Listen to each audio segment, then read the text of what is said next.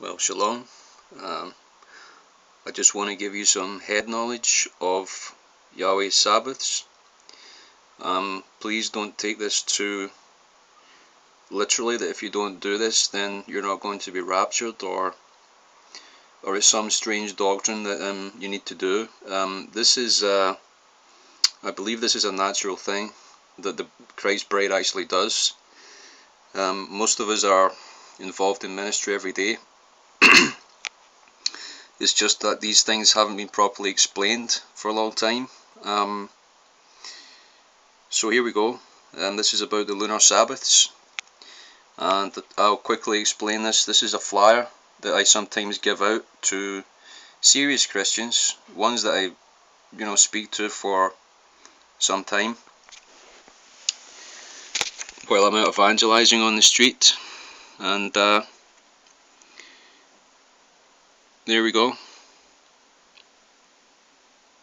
So what we see here is the months 1 to 12. Sometimes in a leap year we have a 13th month, which is called the 2nd of Adar, or Adar Bet. We see that 1 in every 7 days there's a Sabbath. So we see here the new moon, and then it goes up to the first quarter, which is you can see here it's on the 8th,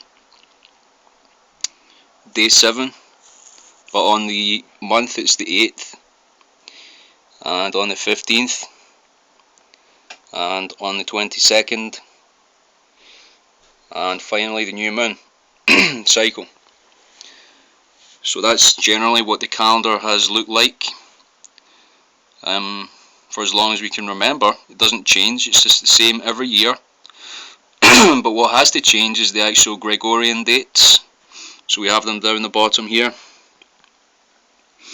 We are presently on the last month of the year. It's either 5990 or 5993, but we know we're near the end, probably the start of the Great Tribulation.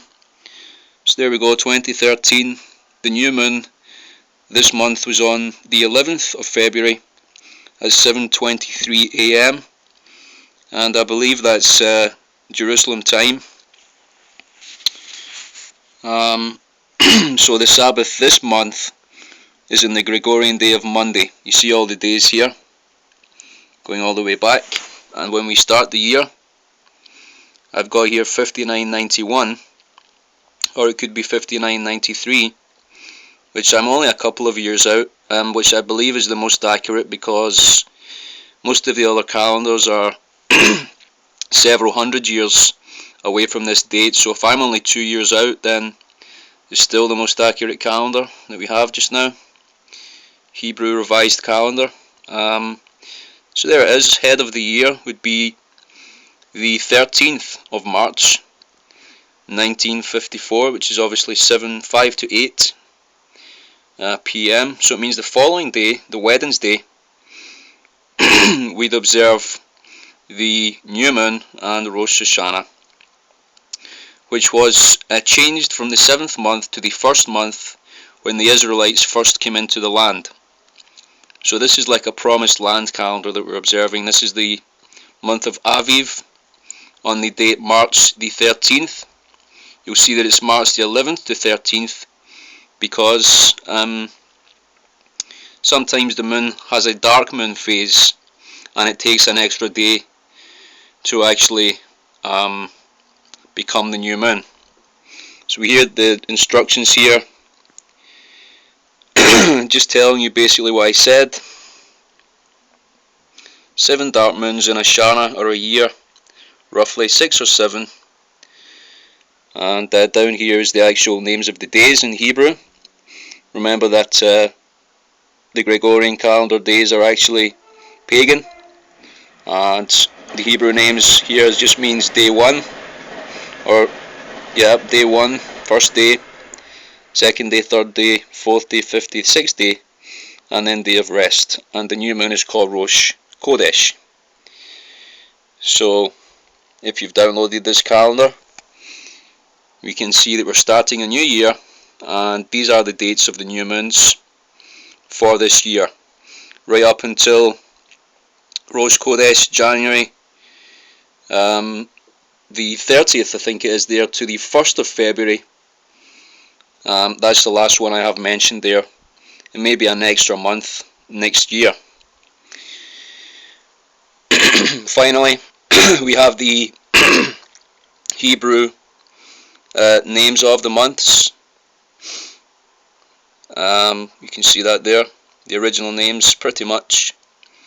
Srefa was one that I put in because the name in the Hebrew calendar is named after a pagan god, so I had to pray about that to put that in. What we generally see in the Hebrew months is that they relate to the time of year or the harvest. So it would be natural that the first month of summer would mean burning fire, so I thought that was quite appropriate, as the first month of spring means ripe barley harvest. And there's the first month of autumn, I think it is, Ethanim, Eternal Springs. And there we go. So that's the calendar. The revised Hebrew calendar, which you can share